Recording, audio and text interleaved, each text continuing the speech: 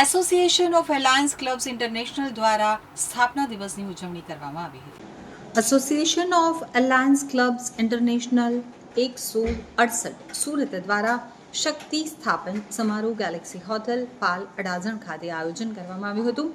પ્રોગ્રામની શરૂઆત મુંબઈથી આવેલા મુખ્ય અતિથિ નીતલબેન શાહની ઉપસ્થિતિમાં એલાય મુક્ત બેનના એવોર્ડ ફંક્શનથી થઈ હતી. કાર્યક્રમમાં આંતરરાષ્ટ્રીય યોગ ટ્રેનર અને કાર્યક્રમના ઇન્સ્ટોલેશન ઓફિસર આઈડી એલી નીતલ શાહ દ્વારા ડિસ્ટ્રિક્ટ ગવર્નર એલી ચેતનાબેન શાહને 2026-27ના ડીજી પોસ્ટ મેટ શપથ લેવડાવવામાં આવ્યા હતા. તેમજ સાથે પીઆઈડી ઉષા જાડાવાલા દ્વારા કેબિનેટ ટીમ અને જિલ્લાની તમામ ક્લબના પીએસટીના સભ્યોને પણ શપથ લેવડાવી સ્થાપિત કરવામાં આવ્યા હતા.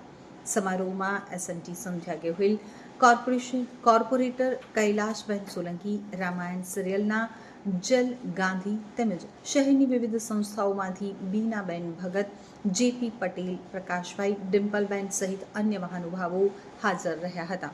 તમામ મહાનુભાવો સાથી ચેતના શાહને હાર્દિક શુભેચ્છાઓ પાઠવી અને તેમના કાર્ય માટે કામનાઓ કરી હતી. મારું નામ ચેતનાબેન શાહ છે અને આજે ઇન્ટરનેશનલ એલાયન્સ ગ્રુપમાં મને ડીજીની પોસ્ટ પર મૂકવામાં આવી.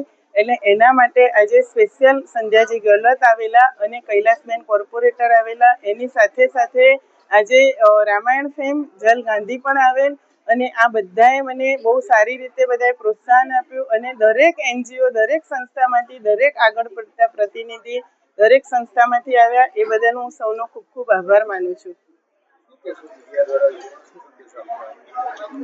એટલે કે આજે એવું છે ને કે સેવાના કાર્યમાં બહેનો ઘણી આગળ નથી આવતી, પણ જો થોડોક સમય પણ નીકાળીને આવે તો એમાં કંઈ એ થોડોક ટાઈમ આપવાથી ઘણા બધાના સારા કાર્ય થઈ શકે છે.